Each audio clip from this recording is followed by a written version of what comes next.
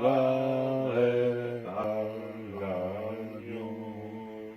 Oh, chantons gloire, gloire, oh, gloire, gloire, gloire à l'agneau, car il est glorieux et digne de régner. L'agneau est souverain. Nous élevons nos voix pour l'adorer. L'agneau est souverain. Oh, chantons, chantons, gloire, gloire, gloire, gloire à l'agneau. Gloire, gloire,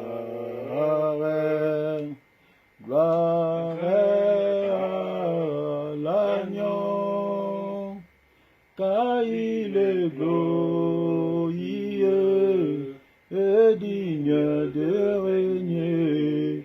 L'agneau est souverain. Nous élevons nos voix pour l'adorer. L'agneau est souverain. Oh, l'agneau de Dieu est souverain. L'agneau est souverain. Oh, le roi des rois est souverain. L'agneau est souverain. Nous allons dire merci à Jésus qui nous a permis de pouvoir être là dans sa présence, de pouvoir prendre ce temps pour pouvoir partager ensemble encore sa parole. Bénissons le Seigneur, prions. Seigneur Jésus, Père, je te rends grâce. Merci Père pour le temps que tu me donnes avec mon bien-aimé Philippe, de pouvoir être là, de pouvoir partager ta parole. Seigneur, merci de nous avoir accordé ce moment. Merci notre Dieu de pouvoir nous soutenir. Alléluia. De pouvoir prendre ce temps. Oh Yahweh. Seigneur, merci parce que tu veux que nous puissions méditer, que nous puissions partager la parole, que nous puissions se communier ensemble. Seigneur, je te rends grâce. Seigneur, je te bénis. Je t'élève. Je te loue par rapport à cela. Que ton nom soit puissamment béni. Que ton nom soit puissamment élevé. Que ton nom soit puissamment béni. Glorifié au-dessus de tous les noms. Merci les grands dieux. Merci le roi de gloire. Merci le prince de paix. Merci le prince de vie. Merci le tout-puissant. Merci le créateur du ciel et de la terre. Merci celui qui vise à jamais. Celui qui est élevé au-dessus de tous les noms. À toi l'honneur, la gloire, la grandeur, la puissance au siècle des siècles. Dans le nom merveilleux de Jésus. Alléluia. Merci Papa pour cette belle journée. Merci pour le temps que tu nous donnes. Notre Dieu soit béni. Alléluia. Alléluia. Gloire à Dieu. Nous allons s'humilier devant le Seigneur, lui demander pardon pour nos faiblesses de la chair. Que le Seigneur nous pardonne par rapport à toutes les faiblesses de la chair. Prions au nom de Jésus. Seigneur, je te prie, notre Dieu, de pouvoir me pardonner pour toutes les faiblesses de la chair. Pardonne-moi, pardonne mon bien-aimé Philippe. Pardonne-moi, Seigneur. Pardonne-moi, Jésus, pour toutes mes faiblesses. Oh Jésus, Seigneur, si je dis que je n'ai point de faiblesse, je suis un menteur. Miséricorde de Jésus pour mes péchés, pour mes faiblesses du corps, au nom merveilleux de Jésus, au nom du Seigneur Jésus. Seigneur, veuillez me pardonner. Seigneur, veuillez me pardonner par rapport à toutes ces choses que j'ai commis en âme et conscience. Père, les actes, mes pensées, mes paroles, Seigneur, mes faiblesses, mes nombreuses faiblesses, pardonne-moi Jésus, pardonne-moi ces saints, pardonne-moi l'agneau de Dieu, S'il te plaît, Père, je me prosterne devant toi. Je me plie Seigneur devant toi. Que ta grâce me fasse vivre. Miséricorde de Jésus. Miséricorde de Jésus. Miséricorde de Jésus. Que ta grâce abonde sur nos vies. Que ta grâce, Père, nous te supplions, notre Dieu. Veuillez nous pardonner, Seigneur, pour toutes les faiblesses charnelles.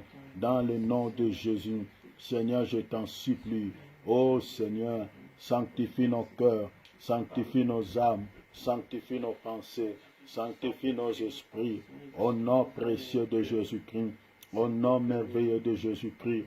Seigneur, s'il te plaît, Yahweh Shammah, je t'en supplie, le grand Dieu. Je t'en supplie, le roi des rois. Je t'en supplie, le Tout-Puissant. Ta grâce, ta grâce, ta grâce, ta grâce, Jésus. Ta grâce, l'agneau de Dieu. Sanctifie nos cœurs, sanctifie nos pensées, nos âmes. Au nom précieux du Seigneur Jésus-Christ. Alléluia, alléluia. Au nom de Jésus-Christ.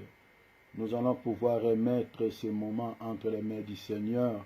Que le Seigneur nous guide, que le Seigneur nous dirige, que le Seigneur éloigne de nous toute pensée charnelle, que le Seigneur éloigne de nous tout ce qui ne glorifie pas son nom. Nous allons remettre ces moments entre sa sainte main. Prions au nom de Jésus. Seigneur, je remets ce moment entre ta sainte main. Seigneur, prends le contrôle de ce moment. Parle à nos pensées, parle à nos esprits, parle à notre cœur. Et Seigneur, s'il te plaît, tu as dit, exhortez-vous réciproquement. Seigneur, tu veux que nous puissions méditer la parole jour et nuit. Seigneur, tu veux que nous puissions chercher la connaissance et tu veux que nous puissions l'appliquer. Seigneur, s'il te plaît, parle-nous, Seigneur. Aidez-nous, Seigneur, que cette parole que nous allons partager puisse encore réconforter la foi de l'autre, puisse encore réconforter nos âmes, puisse encore ajouter un plus dans notre esprit. Au nom de Jésus, oh, s'il te plaît, Yahweh, éloigne de nous, Seigneur, tout ce qui est charnel, tout ce qui est diabolique, tout ce qui est satanique, au nom de Jésus, au nom de Jésus, que cela s'écarte de nos cœurs, de nos pensées. Seigneur, aide-nous. Seigneur, soutiens-nous. Le début, Seigneur, de ce temps de partage jusqu'à la fin, nous avons besoin de ton aide. Aide-nous, s'il te plaît, Père. Au nom de Jésus, écarte, Seigneur, de nos pensées, de nos âmes, tout ce qui est sale, tout ce qui est impur. Au nom de Jésus-Christ, que ta présence nous aide. Seigneur, nous avons besoin de toi. Que ta grâce nous fasse vivre. Sois avec nous, comme tu as dit dans les Écritures. Là où 2, 3 sont réunis en ton nom, tu es là. Sois avec nous, s'il te plaît, du début de ce programme jusqu'à la fin. Au nom merveilleux de Jésus-Christ, que nous avons ici prié.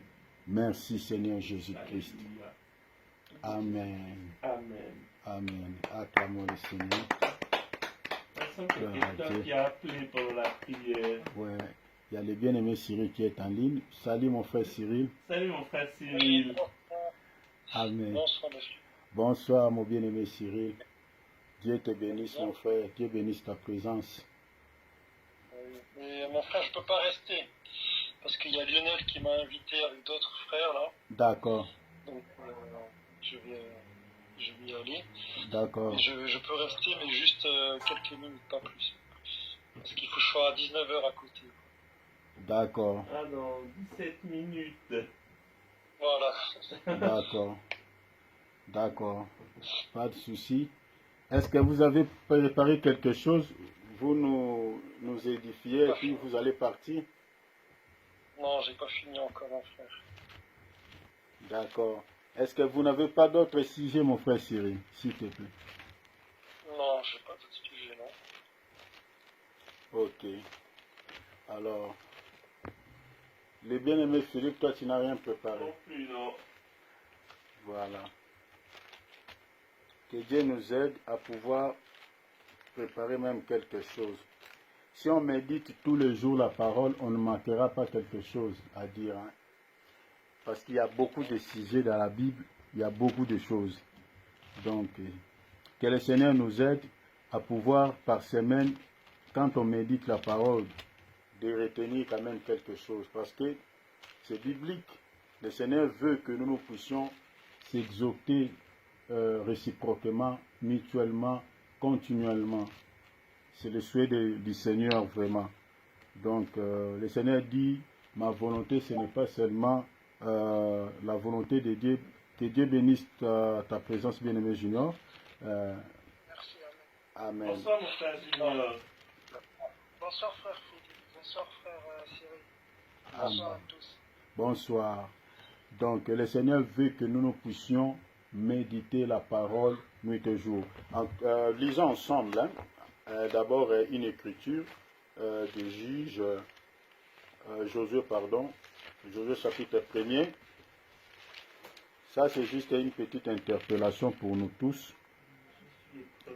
Premier verset 8, et puis on va lire Ésaïe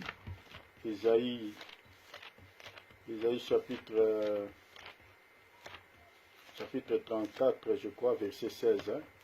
Notez ces deux passages, ça peut nous aider. Ésaïe chapitre 34, verset 16. On va lire ces deux passages. La Bible dit, bien-aimé Philippe, est-ce que tu peux nous aider avec la lecture? Oui, avec plaisir. Amen. Allez-y, mon frère. Alors, je commence par Josué. Amen. Alors, que ce livre de la loi ne s'éloigne point de ta bouche. Médite le jour et nuit pour agir fidèlement selon tout ce qui est écrit, car c'est alors que tu auras du succès dans tes entreprises. C'est alors que tu réussiras. Donc, ça c'est une recommandation du Seigneur. Dans la Bible, nous avons deux types du livre de la loi. On dit que ce livre de la loi ne s'éloigne point. Le premier livre de la loi, comme nous le savons bien, c'est le Tanakh, ou bien la loi, les psaumes et les prophètes. Tout ça, ça compose le premier livre de la loi. Parce que la loi est subdivisée en deux parties. Attends, c'est quoi? Nous avons le premier livre de la loi, c'est le Tanakh, c'est-à-dire le psaume, la loi d'abord, le psaume et les prophètes. Ça, vous pouvez joindre à cela l'écriture de Luc chapitre 24, verset 44. Voilà. Donc ça, c'est le premier livre de la loi. Alors, le deuxième livre de la loi est composé de 27 livres. Donc, nous avons les évangiles et les épîtres.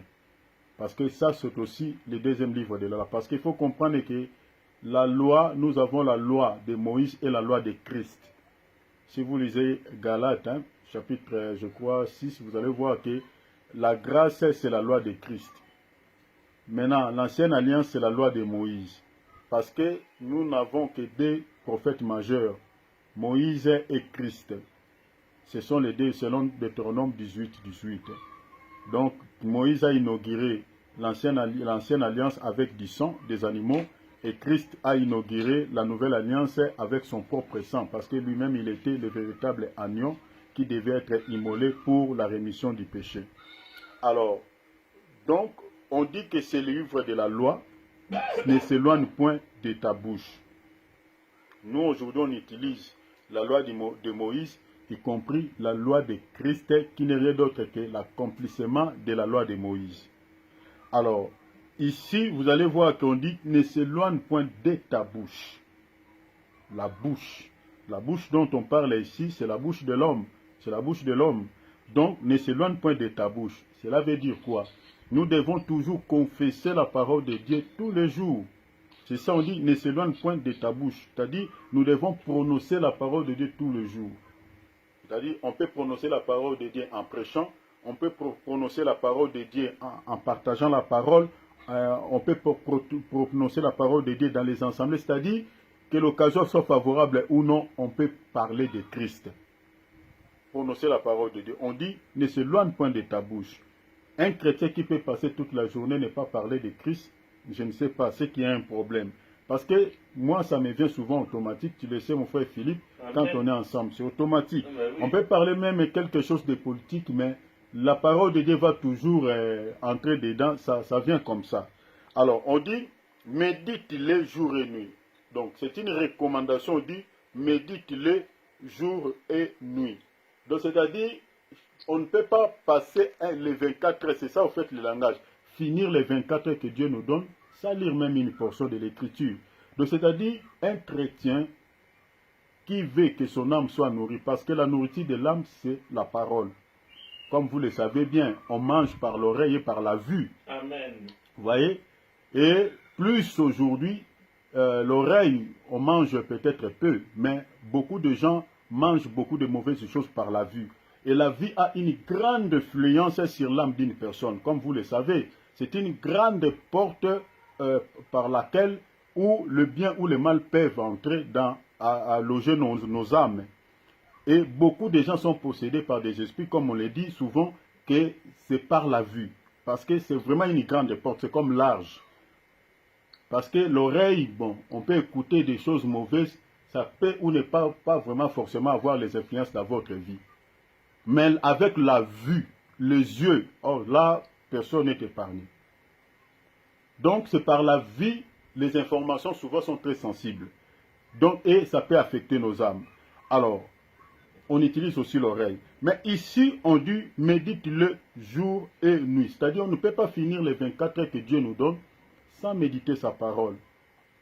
Donc, si on ne respecte pas cela, c'est un problème. Alors, quand on médite, on ne peut pas avoir quand même un sujet. Il y aura toujours, tant qu'un enfant de Dieu, par l'aide du Saint-Esprit, le Saint-Esprit va t'amener quelque part où tu liras quelque chose que tu n'as pas compris et tu auras besoin des explications. Et tu peux venir avec ça comme un sujet. On partage. Donc, c'est un peu ça. Donc, tout cela dépend d'abord, de notre volonté. Si on aime Dieu, on le fera. Et puis, si on respecte notre Dieu, parce que le Seigneur dit, celui qui m'aime, il obéira à ce que je dis. Jean chapitre 14, verset 23 à 24. Et celui qui ne m'aime pas, n'obéira pas à ce que je dis. Ne gardera pas ma parole. Donc, ça c'est important, il faut comprendre cela. La vie chrétienne est composée de tout ça. Parce que le plus grand commandement de tous les commandements, c'est tu aimeras le Seigneur ton Dieu de tout ton cœur, de toute ton âme, de toute ta pensée, de toute ta force. Or, quand on aime Dieu, on garde le commandement, on obéit à ce qu'il dit. Donc ce n'est pas l'ordre de l'homme, mais c'est l'ordre du Seigneur, et on ne fait qu'obéir à ce qu'il dit. Donc un vrai chrétien, un chrétien authentique, si nous avons d'autres choses à faire pendant la journée, vous ne pouvez pas finir la journée sans nourrir ton âme. On nourrit quand même la chair avec du pain physique, hein, avec de l'eau, avec de quoi. Et ton âme, tu les nourris par rapport à quoi? Souvent on nourrit nos âmes par certaines choses peut-être qui ne nous édifient pas. Alors il faut faire attention, il faut nourrir ton âme chaque jour, même par un verset. On dit, médite le jour et nuit pour agir fidèlement selon tout ce qui est écrit. Pourquoi la méditation? La lecture et la méditation, c'est deux choses différentes. Quand on médite, on dispose quand même un petit temps. On dispose un temps. Parce que la méditation, on ne lit pas comme on lit un livre, mais la méditation, c'est-à-dire on fait une lecture dans le souci de pouvoir comprendre les contenus de ce que vous êtes en train de lire. Il ne faut pas lire charnellement. Voilà. Donc avec l'aide du Saint-Esprit, pour pouvoir comprendre ce qui est dit derrière les écrits noirs. Et ici, on dit, quand on médite, il faut l'appliquer. Parce que le Seigneur dit, ne vous bornez pas seulement à écouter, mais appliquez, mettez en pratique. Dommage qu'il y a beaucoup de chrétiens qui écoutent, mais qui n'appliquent pas. Ça, c'est encore un souci que nous avons dans la vie chrétienne. Donc aujourd'hui, nous avons des chrétiens, quand on dit des chrétiens charnels, ce sont des chrétiens qui écoutent, mais qui n'appliquent pas. Et quand on écoute, on n'applique pas, le Seigneur déjà l'a dit. Il a bien parlé dans Luc 8, il dit, l'ennemi viendra dans ton cœur, il enlèvera ce que tu avais écouté. La raison pour laquelle vous allez voir certains chrétiens, ils ont été déjà enseignés par ces choses. Mais quand on les demande une petite question par rapport à ce qu'il a, par rapport au sujet auquel il a été déjà enseigné, il a du mal à pouvoir directement donner une réponse. Mais tu verras qu'il a été déjà enseigné par rapport à ça. Tout simplement parce que quand on n'applique pas, on ne met pas en pratique ce qu'on écoute, l'ennemi enlève. C'est ça ce que dit la Bible. C'est une semence qui était tombée le long du chemin. Et qu'est-ce que l'ennemi fait? Il vient, il ramasse, c'est parce que les gens sont passés par là, ils ont piétiné la semence. Donc le Seigneur, il a expliqué, dit, Les gens là qui ont piatiné ou les oiseaux qui sont venus manger cette semence, c'est le diable en un mot qui enlève la parole. Il dit, de peur que la personne qui a écouté ne puisse croire à ces messages et que son âme soit sauvée. Donc vous comprenez que le salut même, notre salut, passe par la connaissance de la parole. Ce n'est pas des blabla. C'est lorsqu'on écoute la parole et la mise en pratique de cette parole, nos saluts en dépend de cela. Vous voyez, vraiment c'est lié à notre vie éternelle. Il faut faire attention, mes frères et mes bien-aimés. Donc faisons attention. Donc la vie chrétienne, c'est une vie d'intimité d'abord personnelle avec Jésus. La Bible dit que ces livres ne s'éloignent pas de ta bouche. On ne dit pas de vos bouches, on dit de ta. Donc c'est une question parce qu'il faut veiller aussi avec les mots quand on médite. De ta bouche. On ne parle pas de vos bouches. Donc c'est-à-dire la lecture de la parole ou la méditation de la parole dépend, vraiment c'est une affaire personnelle. Parce que ton salut en dépend. Voilà, vous voyez cela. Donc un chrétien est responsable de pouvoir, donc c'est-à-dire de pouvoir protéger son salut en méditant la Bible et en mettant ce qu'il est en train de méditer en pratique. Ça c'est très capital. Et le Seigneur dit, si tu agis fidèlement selon tout ce qui est écrit, ici je parlais de l'application de la parole, on dit c'est alors que tu réussiras, tu auras du succès dans toutes tes entreprises et tu auras la réussite. Beaucoup de réussites que nous cherchons, du succès que nous cherchons, à n'importe quel domaine. Le Seigneur aussi nous observe. Nous observe. Parce que des fois, le Seigneur regarde, est-ce que vous me demandez certaines choses, vous voulez que je vous fasse ça, vous voulez ça, que ce soit sur les plans spirituels ou physiques. Mais le Seigneur regarde aussi si nous sommes obéissants, si nous mettons sa parole en application, si nous appliquons sa parole. Le Seigneur regarde aussi ça. Vous voyez? Donc même le succès, la réussite que nous cherchons dans la vie dépend aussi si nous agissons fidèlement selon tout ce qui est écrit dans la parole. Ici, dans Ésaïe chapitre 34, je vais m'arrêter ici pour le temps. Dans Ésaïe, allez-y mon frère. Alors, consultez le livre de l'Éternel et lisez. Aucun d'eux ne fera défaut, ni l'un ni l'autre ne manqueront, car sa bouche l'a ordonné, c'est son esprit qui les rassemblera. Donc, vous voyez ici, on dit consulter. C'est un impératif. Donc, consulter, c'est une recommandation. Consulter le livre de l'Éternel. Donc, le Seigneur nous recommande. On dit lisez. Vous voyez? De le mettre à ordre. On dit, la Bible dit quoi? Aucun d'eux ne fera défaut, ni l'un ni l'autre manqueront. On dit, car c'est son esprit qui les rassemblera. On dit, c'est la bouche, quelque part on dit, c'est sa bouche qui l'a ordonné. Hein? Voilà. Donc, vous voyez que c'est une recommandation. Voilà, on dit, car sa bouche l'a ordonné. Donc, c'est-à-dire, c'est un ordre. Le Seigneur nous donne cet ordre de faire quoi? De lire. Hein? L'ordonnance, ordonner, ordre. C'est une ordonnance. Il a donné cet ordre, ces mots d'ordre. Il dit méditer.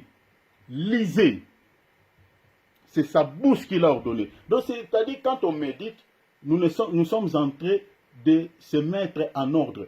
Nous sommes en train d'appliquer ce que le maître nous a recommandé. Donc, c'est vraiment, je ne sais pas si vous voyez ça dans la dimension que moi je vois. Donc, c'est un ordre. Si nous sommes réellement les disciples de Christ, nous devons respecter cet ordre de pouvoir méditer sa parole, parce que notre salut en dépend et le Seigneur veut que nous puissions méditer sa parole. On dit, ni l'un ni l'autre manqueront. C'est-à-dire, tout ce que nous cherchons, que ce soit les réponses à nos problèmes, se trouve dans la parole. Les soucis qui est en train de quitter ce monde aujourd'hui, voilà, tous les problèmes que nous connaissons dans ce monde, les solutions se trouvent dans la parole. On dit, ni l'un ni l'autre manqueront. Vous voyez? Donc, et on dit, aucun d'eux ne te fera défaut.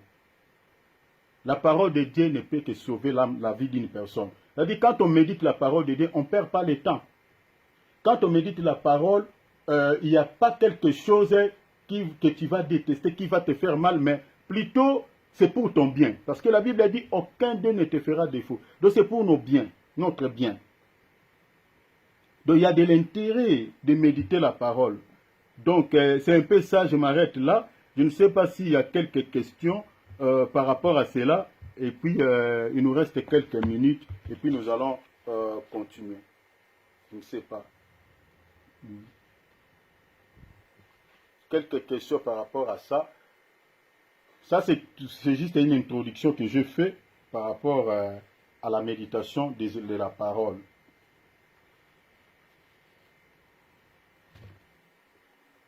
Question, peu importe.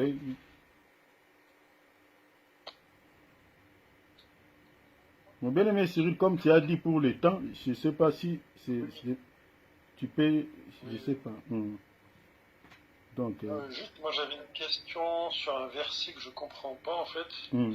C'est un peu comme un deuxième sujet. Ok. C'était dans 1 Corinthiens 7, 29. 1 Corinthiens.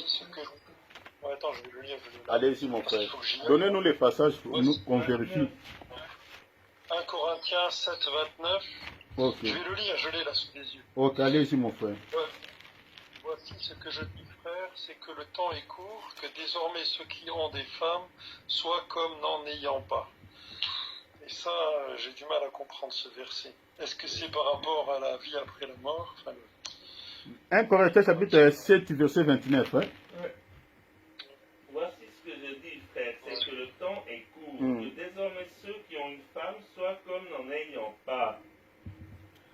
Bon, je crois pour comprendre bien l'idée de cette pensée, je crois qu'il faut remonter. Hein? Il faut remonter. Vous allez voir que l'apôtre Paul, dans le début de ce verset, il a souhaité d'abord que les gens soient célibataires comme lui. Oui. Voilà, il souhaitait cela, que les gens se comportent, les gens puissent ne pas pouvoir se marier. Et quelque part, il dit, ceux qui se marient auront des tribulations. Auront des tribulations toute leur vie. Et je crois, je peux déjà, pour avoir l'idée de ce passage, regarder déjà à partir du verset, il dit, pour ce qui est des vierges, dans le verset 25, je n'ai point d'ordre du Seigneur, mais je donne un avis, comme ayant récit du Seigneur miséricorde pour être fidèle. Voici donc que j'estime bon à cause des temps difficiles qui s'approchent. Il est bon à un homme d'être ainsi. Est-il lié à une femme? Ne cherche pas à rompre ses liens. Ne tue pas lié à une femme, ne cherche pas une femme. Si tu t'es marié, tu n'as point péché. Et si la Vierge s'est mariée, elle n'a point péché. Mais ces personnes auront des tribulations dans la chair. Donc le mariage est une tribulation. Donc quand les gens se divorcent, en tout cas ne comprennent pas ces versets. Pourquoi Paul dit ça? C'est souvent par rapport à la délicatesse d'une femme. Et souvent quand on veut mélanger ces deux comportements pour vivre ensemble, en tout cas, il faut que le Seigneur vous aide. Déjà la femme, une créature faible, très faible. Si vous n'avez pas un grand cœur, en tout cas ça sera difficile. Déjà la femme c'est une tribulation près de l'homme. Ça c'est déjà la première des choses qu'on doit savoir. Alors il dit, mais voici ce que je dis frère, c'est que le temps est court, que désormais ceux qui ont des femmes soient comme n'en ayant pas. Voilà. Donc, au fait, la pensée de l'apôtre Paul ici, quand il dit ceux qui ont des femmes comme n'en ayant pas, l'idée c'était quoi? Je vais lire jusqu'à la fin. Comme n'en ayant pas, ceux qui ont des femmes est un coup, désormais que ceux qui ont des femmes soient comme n'en ayant pas. Ceux qui pleurent comme ne pleurant pas. Ceux qui se réjouissent comme ne se réjouissent pas. Ceux qui achètent comme ne possédant pas. Et ceux qui usent du monde comme n'en usant pas, car la figure de ce monde passe. Or, je voudrais que vous fissiez sans inquiétude. Hein, vous fissiez sans inquiétude. Ceux qui n'est pas marié s'inquiètent des choses du Seigneur, des moyens de plaire au Seigneur. Et celui qui est marié inquiète des choses du monde, des moyens de plaire à sa femme. Et il y a de même la différence entre la femme et une vierge, tout ça. Donc, il dit, qui n'est pas marié s'inquiète des choses du Seigneur, afin d'être saint de corps et d'esprit. Et celle qui est mariée inquiète les choses du monde, des moyens de plaire à son mari. Je dis cela dans votre intérêt. Ce n'est pas pour vous prendre au piège, c'est pour vous porter à ce qui est bien séant, bienséant et propre à vous attacher au Seigneur sans distraction. Donc, si on lit jusqu'en bas, on va comprendre quand même l'idée de l'apôtre Paul, pourquoi il a dit. Donc, en fait, la pensée, c'est que on peut avoir l'engagement d'une femme. Mais l'apôtre Paul, il a expliqué, quand on a une femme, on est déjà responsable. Donc, vous voyez déjà quand quelqu'un est engagé, donc il va beaucoup penser à sa famille.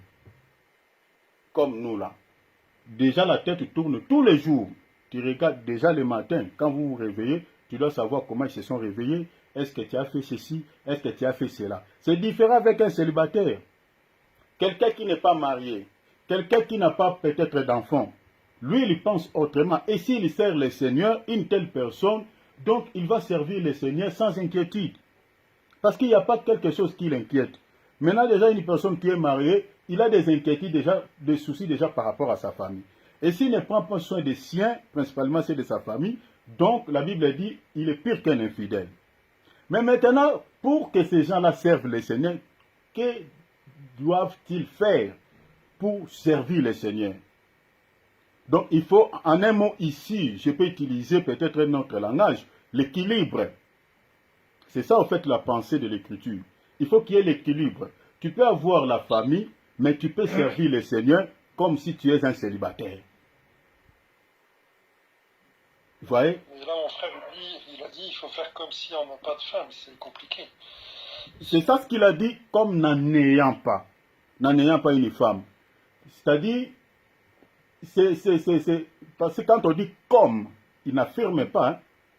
Tu as une femme, mais tu fais semblant comme si tu n'as pas une femme. Parce qu'il a utilisé le mot comme n'en ayant pas.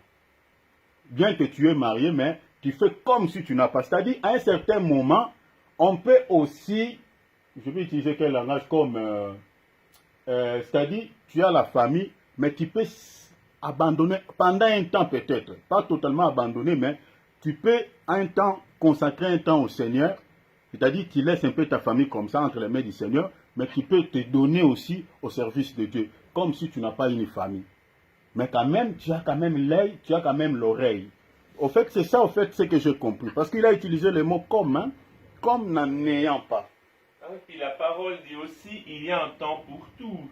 Voilà. Je ne sais pas si je me fais comprendre, mon bien-aimé Cyril. Vous voyez? Donc c'est dans les versets 29. Ceux qui ont des femmes soient comme. Donc ils ont des femmes, mais faites comme n'en ayant pas. Il a évoqué ça pour servir le Seigneur, parce que c'est ça ce qu'il dit, la suite logique, c'est en bas. Vous voyez? C'est-à-dire pour que tu serves le Seigneur quand même. Parce que si tu veux s'occuper totalement de ta famille, qui ne servira pas Dieu? Je crois nous avons un exemple. Comme l'apôtre Pierre, il a dit, nous avons tout quitté. Nous avons quitté nos femmes, nous avons quitté nos enfants, nous avons quitté nos familles. Mais nous t'avons suivi. Nous allons posséder quoi? Le Seigneur dit, personne n'a abandonné sa famille, ses enfants, sa femme, ses frères ou ses sœurs, et qu'il me suive, et que sa vie reste comme ça. Il dit, il a promis à la personne, aux gens qui y ont abandonné. Je crois on peut chercher cette écriture, hein, mon frère Philippe. Tu en as, mon frère Philippe, Cyril. Oui, je vois ce passage, je connais. Ouais. Voilà. Personne, on peut lire ça. Le temps me manque, mon frère, désolé, mais voilà. c'est le temps qui me manque. Voilà. Donc, voyez un peu ce qu'il a dit pour conclure que ceux qui ont... Comment c'est quoi? Personne n'a abandonné sa famille et qu'il m'a suivi. Donc tu auras les centuples, c'est-à-dire au ciel et la vie éternelle. Écrit seulement au ciel tu auras la vie éternelle et sur la terre les centuples. Tu auras ça. Donc, pour te conclure que la pensée de l'apôtre Paul, c'est qu'il faut qu'une personne qui a la famille puisse servir le Seigneur avec l'équilibre. N'abandonne pas, parce que si tu abandonnes totalement la famille, la parole de Dieu te condamnera aussi. Donc, c'est-à-dire, tu as un œil sur ta famille, mais tu dois, c'est-à-dire, tu vas donner plutôt un temps pour ta famille, mais tu dois aussi donner un temps pour le Seigneur. Il faut qu'il y ait l'équilibre. C'est-à-dire, ceux qui veulent servir le Seigneur, qui sont mariés. C'est dans Donc, dans Matthieu 19. Donc voilà, ils doivent faire comme si n'ont pas de femmes. Malgré que vous avez des femmes, mais vous pouvez aussi consacrer un temps. Ne donnez pas tout le temps à votre famille, mais ayez aussi un temps de pouvoir servir le Seigneur. Vous pouvez aussi jeûner, vous pouvez aussi faire un voyage missionnaire. Et il y a des hommes de Dieu qui le font. L'apôtre Pierre l'a fait. Philippe aussi l'a fait. Ils avaient des femmes, ils étaient mariés, mais ils partaient en mission comme s'ils n'étaient pas mariés. C'est ça l'idée au fait. Donc n'allez pas trop loin, mon frère Cyril. La pensée est simple. Ouais. Je lis le verset, mon frère. Tu peux lire rapidement pour les bien-aimés. Et quiconque aura quitté à cause de mon nom ses frères ou ses sœurs, ou son père, ou sa mère, ou sa femme, ou ses enfants, ou ses terres, ou ses maisons, recevra le centuple, héritera de la vie éternelle. Voilà. Mais si tu suis dessus, tu verras que la question venait de l'apôtre Pierre, qui était marié. Donc, quelqu'un qui quitte, mais tu ne quittes pas définitivement. Tu peux quitter ta famille pour un temps. C'est ça ce que le Seigneur dit. Quelqu'un qui quitte. Tu peux quitter là, c'est ça ce que Paul dit. Donc, vous faites comme si vous n'avez pas la famille. Donc, vous pouvez quitter. Donc, c'est ça, en fait, la pensée que je peux joindre à ça par rapport à cette question. Merci, mon frère Cyril. Dieu te bénisse pour ta participation. C'était important de pouvoir éclairer. Mais, si vous n'êtes pas toujours éclairé, donc revenez même en particulier, on va encore sonder les Écritures, tu verras encore d'autres témoins.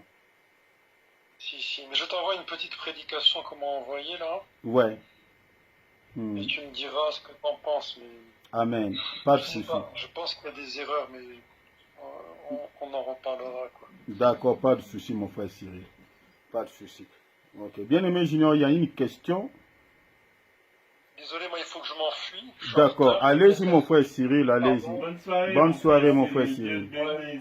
Bonne soirée, soyez bénis mes frères. Amen. Amen. Vraiment Dieu te bénisse mon frère. Merci. Amen. Soyez bénis. Amen mon frère. Ok. Bien-aimé Junior, question, il y en a? Oui, allô mon frère Junior.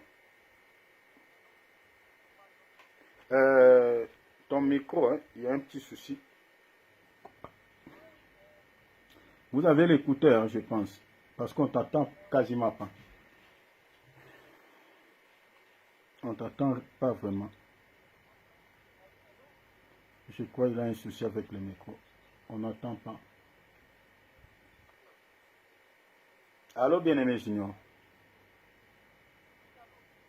Oui, on t'attend très très faible. Je ne sais pas pourquoi ça fait comme ça. J'entends rien du tout. Rien du tout. Rien du tout. Tu dis allô?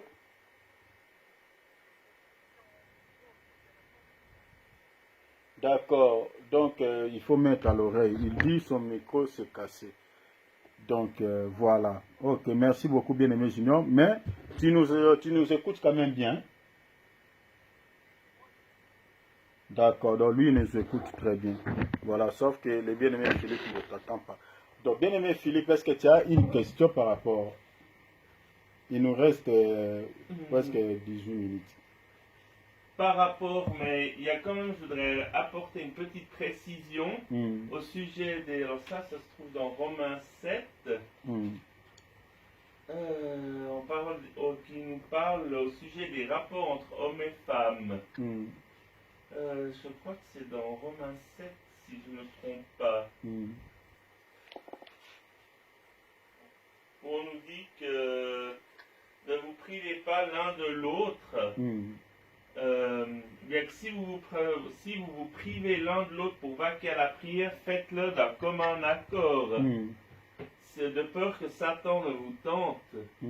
Parce que le fait que si c'est le mari qui se met dans la prière avec Dieu, qui passe du temps avec Dieu, puis que la femme, ou vice-versa, n'est pas dans ceci, n'est pas pour le moment dans ceci, reste dans la vie, je dirais, ordinaire, il y a des risques qu'il y ait de l'adultère. C'est ça que ce verset veut dire, de peur que Satan ne vous tente. Donc, tente de faire des bêtises, d'aller, je dirais, voir ailleurs si on veut. Il faut que je recherche ce verset. C'est 1 Corinthiens, je crois. Ah, c'est dans 1 Corinthiens. Oui, chapitre 7, vérifiez. Ah, c'est dans 1 Corinthiens, ouais. Oui, chapitre 7, lisez à partir du verset, je crois, 3 ou 4.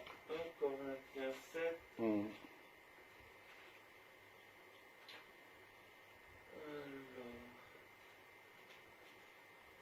Alors, 1 Corinthiens 7. 1 Corinthiens 7, exactement. Alors, c'est au verset 5. Ok. Ne vous privez point l'un de l'autre, si ce n'est d'un commun accord pour un temps, afin de vaquer à la prière, puis retourner ensemble, de peur que Satan ne vous tente en raison de votre manque de maîtrise. Parce que ce que l'apôtre Paul veut dire, là, c'est que l'être humain est quand même aussi... le couple a quand même des envies physiques. Et ça, c'est... Faut pas croire que les envies physiques, c'est quelque chose de mauvais en soi, quelque chose qui n'a pas été créé par Dieu dans ce monde physique. Ça, et puis, donc, il nous dit, l'apôtre Paul nous dit que si vous voulez passer un temps dans la prière, que vous voulez renoncer à une activité physique, une activité sexuelle, il faut que ce soit d'un commun accord. Il faut que les deux soient d'accord de faire ceci. Parce que sinon, ça créera des problèmes. On parle que Satan ne vous tente. Parce que, je disais, l'homme sur la terre est quand même un être charnel. Et celui qui n'est pas d'accord avec la décision de se priver de l'autre, il risquerait de commettre le péché d'adultère. Il risque d'être tenté de faire ce genre de bêtises, des choses qu'il ne faut pas. Voilà ce que j'avais à compléter pour ce qu'il y avait du verset d'avant. Oui, ça c'est important aussi. C'est important. Mais ça c'est exclusivement pour les mariés. Voilà, pour les mariés. Pour les mariés, je crois, toi et frère Junior, vous êtes exclus. Donc. D'ailleurs, du coup, je crois que tu es le seul qui est marié. Hein? Tu es le seul qui est marié. Oui, je suis le seul. Donc, le bien-aimé Junior est à côté, toi est à côté. Voilà. Cyril également. Donc, ça c'est un domaine, je crois, qui gâte beaucoup de couples. C'est aussi important de prêcher même aux célibataires parce qu'on ne sait jamais. Un jour peut-être vous serez marié. Donc, on ne sait, j'ai bien aimé Junior également, Philippe aussi, ce n'est pas impossible.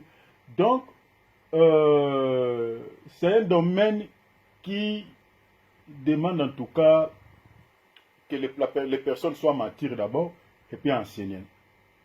Parce que vous savez, dans un couple, quand vous avez un problème avec la femme étant une sexe faible, la première prise de la femme, quand il a eu les problèmes avec son mari, c'est de lui priver d'abord le sexe. Parce que les femmes supportent que les hommes, plus que les hommes. Beaucoup de femmes sont comme ça. Il va priver. Maintenant, il va commencer à faire des choses. Ceux qui sont mariés savent cela. Elle va commencer à faire des choses dans la maison qui va vous attirer vers elle, qui va vous séduire. C'est que tu peux supporter les premiers jours, les deuxièmes jours, mais les troisièmes jours, peut-être tu auras besoin d'elle. Et il va peut-être commencer à porter des tenues qui peuvent te séduire, faire des choses, des mouvements qui peuvent te séduire. À te poussant de pouvoir s'approcher d'elle, quand tu s'approcheras d'elle pour pouvoir la toucher, là, elle va maintenant hurler comme une chienne. Ah, ne me touche pas! C'est tout ce que tu sais. Et quand tu commences à dire chérie, qu'est-ce qui ne finisse pas? Chérie, qu'est-ce qui ne finisse pas? C'est tout ce que toi tu cherches. Quand on te dit ça, elle commence maintenant à te rappeler les passés. Vous voyez? Ça, c'est le domaine des femmes. C'est comme ça que la majorité, hein, dans tous les cas, il y a des exceptions, mais la majorité des femmes se comportent de la sorte. Si l'apôtre Paul, vous savez tout ce que Dieu dit, tous les conseils que Dieu donne, c'est par rapport parce qu'il sait que l'homme, il y a le contraire de ce qu'il dit. Je donne un exemple. Prenons par exemple le cas Dieu dit à l'homme, tu ne mangeras pas cet arbre de la connaissance du bien et du mal. Lors de là, déjà, Dieu savait que, déjà, l'apôtre Paul dit, je connais les péchés par la loi. Déjà, là où il y a une loi, déjà, il y a la séduction. L'homme chitera. Donc, quand il y a l'interdiction de quelque chose, c'est déjà un obstacle, les gens vont succomber. Prenons quand Dieu dit alors à la femme, respecte ton mari. Le contraire du respect, c'est quoi? C'est l'impolitesse. Et si vous regardez bien dans des couples, il y a moins de femmes qui sont polies. Chaque homme, que ce soit chrétien, déjà je parle des chrétiens, les païens n'en parlent même pas. Chez les chrétiens, si vous allez vérifier même chez les pasteurs, vous trouverez que, pas une fois, plusieurs fois déjà, ça lui a manqué du respect. C'est ça ce qu'on appelle la délicatesse d'une femme. La délicatesse d'une femme va ensemble avec le manque du respect. La femme peut dire certaines choses sous la colère en te manquant du respect. Et si tu n'es pas un homme qui a un grand cœur, vous allez voir que dans certains couples chrétiens, il y a les kung-fu qui se font. Vous voyez? Il y a les boxes la boxe qui se passe là-bas. Il y a des coups qui se donnent. Ouais. L'homme est en train de frapper sa femme. Toi, tu peux me manquer du respect, tout ça. Mais la femme manque de respect, pourquoi? Parce qu'il y a déjà une loi qui a dit à la femme, respecte ton mari. Dieu savait. Et si l'homme sait ça, tu ne peux pas maltraiter ta femme parce qu'elle t'a manqué de respect. Dieu connaît sa faiblesse. Dieu sait qu'elle manquera de respect. C'est pour cela que Dieu l'a dit, respecte ton mari. Et dans Ephésiens 5, on parle dans le verset 31, on dit, soyez soumises. Le contraire de la soumission chez une femme, c'est quoi? La rébellion. La rébellion. Aujourd'hui, vous pouvez les remarquer, les constater par quoi? Par tout ce que vous êtes en train de voir, les femmes qui font des manifestations. Elles réclament quoi? L'émancipation, l'égalité. L'émancipation n'est rien d'autre que la rébellion de la femme. Les femmes se rebellent, elles ne veulent pas aussi être égales, elles veulent aller au-delà.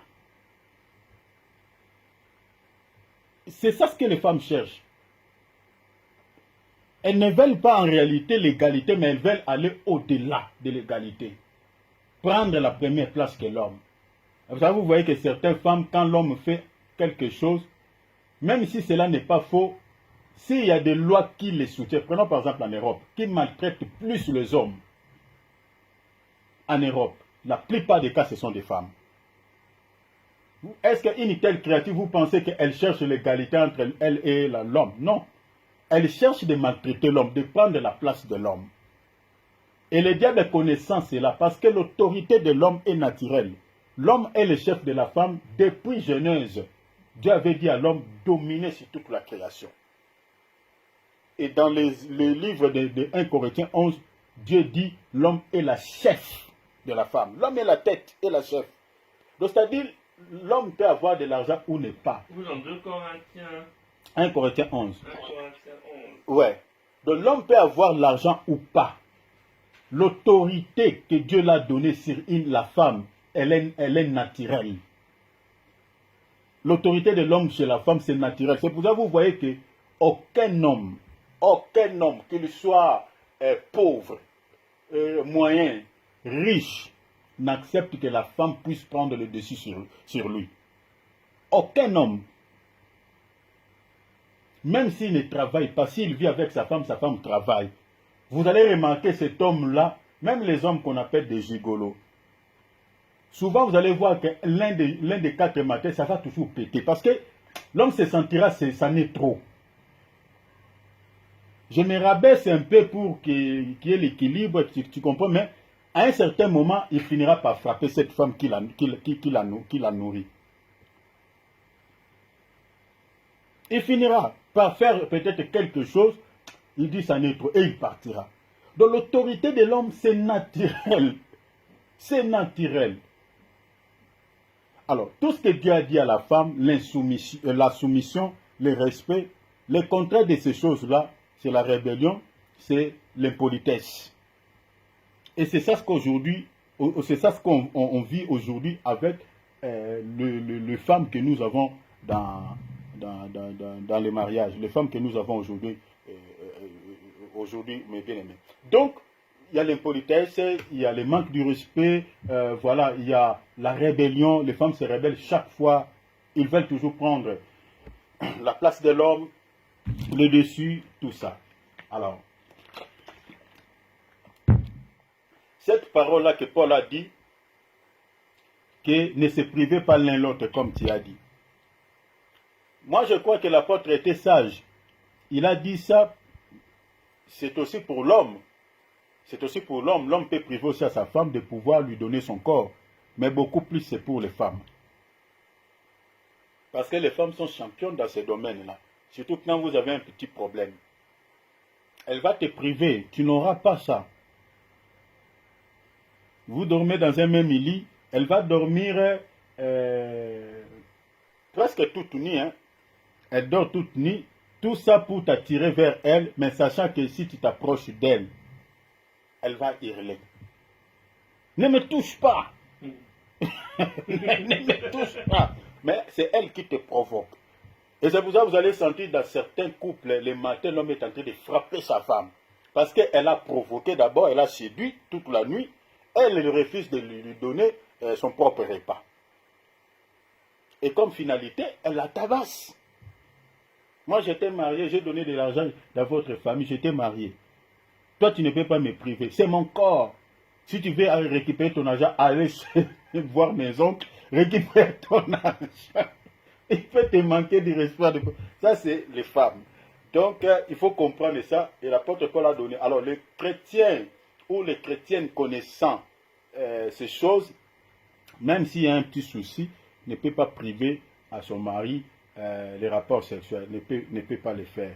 Voilà. Malheureusement, il y a moins de femmes qui respectent cela. Ouais, puis l'homme qui a envie d'avoir des rapports, bah, pour finir, il va aller voir ailleurs. C'est ça que le verset dit quand il dit de peur que Satan ne vous tente. Mais c'est ça. Quand le diable profite de telles circonstances, quand l'homme a envie de la chose, maintenant la femme le prive, ou l'homme prive à sa femme.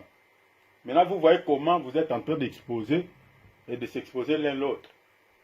Vous voyez? Donc c'est pas bien. Surtout les hommes, beaucoup plus c'est les hommes, parce que les femmes s'y portent.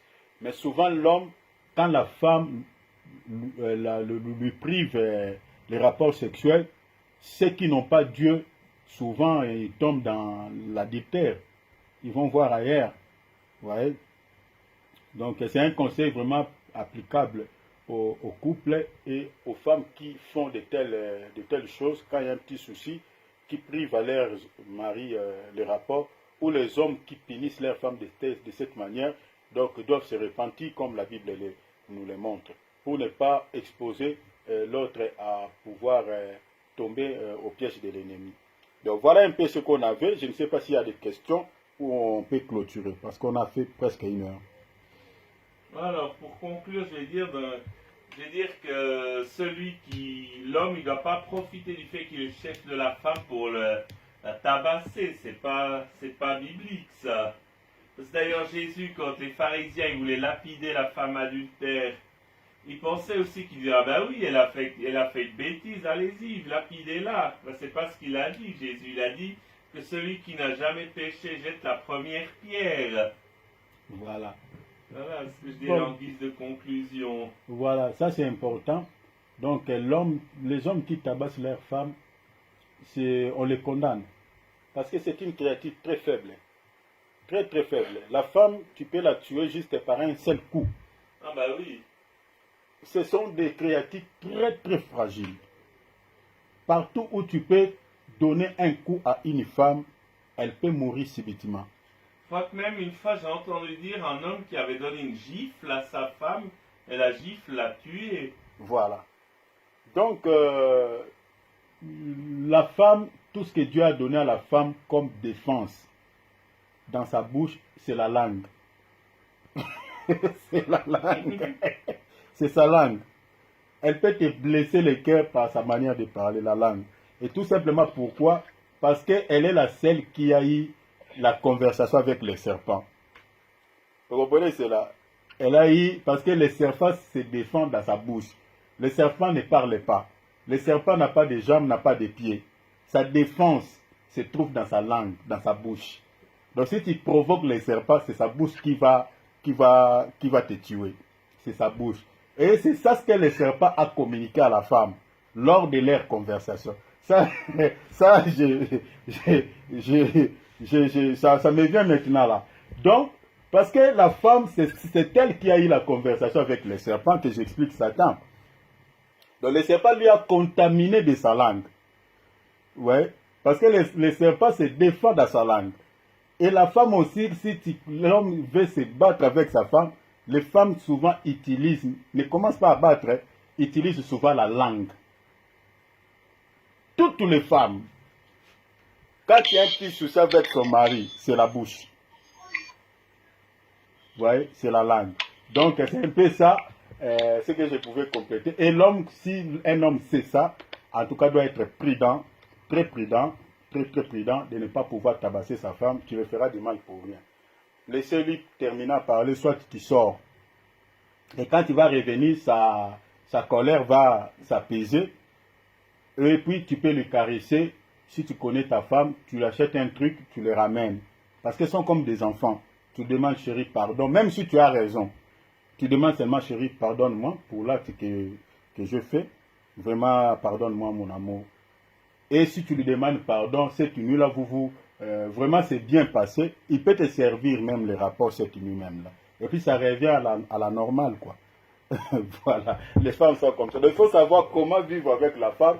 Et je crois que les gens vont vous prendre même comme modèle pour leur couple. Voilà, on va prier. Ok. Bien-aimé Philippe, si tu peux clôturer ce temps, s'il te plaît. Seigneur Jésus, mon Dieu, mon roi, merci pour le temps que tu nous as donné. Merci pour ces paroles de sagesse. Merci de nous avoir parlé au travers de notre frère Thierry. Sois béni, Amen. Sois loué. Merci Seigneur Jésus pour ce temps que tu nous as donné. Et donne-nous encore de méditer ta parole, de méditer ces versets, de méditer aussi d'autres versets. Nous te remettons cette soirée. Sois avec nous. Sois avec mon frère Thierry, sois avec mon frère Junior, sois avec mon frère Cyril, sois aussi avec Babette, avec Nicole, Seigneur Jésus. Sois aussi avec elles donc dans leur santé, mon Dieu, mon roi. Et sois avec moi, Seigneur Jésus-Christ. Prends le contrôle de cette soirée. Et nous te remettons cette semaine. Sois avec nous, Seigneur Jésus, mon Dieu, mon roi. Bénis mon frère Thierry qui va nous apporter le message pendant cette semaine. Donne-lui les paroles, les mots qu'il faut, Seigneur Jésus, et bénis-le abondamment. Amen. Et puis bénis aussi notre semaine à nous tous. Sois avec Amen. nous, marche avec nous, Seigneur Jésus, mon Dieu, mon roi. En ton puissant nom, Seigneur Jésus-Christ. Amen. Amen. Amen. Amen. Gloire à Dieu. Amen. Voilà, vraiment, Dieu nous bénisse. Bien-aimé Junior, merci pour ta présence. Voilà, bien qu'on ne t'attend pas vraiment. Donc, vraiment, soyez bénis abondamment. Vraiment, demain déjà, on commence. Donc, on reprend notre programme de la semaine. Vraiment, Dieu puisse te bénir, toi et toute ta famille. Bien-aimé Philippe également, soyez bénis. Merci beaucoup pour votre présence. Sinon, passons tous très, très belle soirée. Donc, voilà. Et belle soirée, bonne nuit aussi. Au nom de Jésus-Christ. Ciao. Ciao.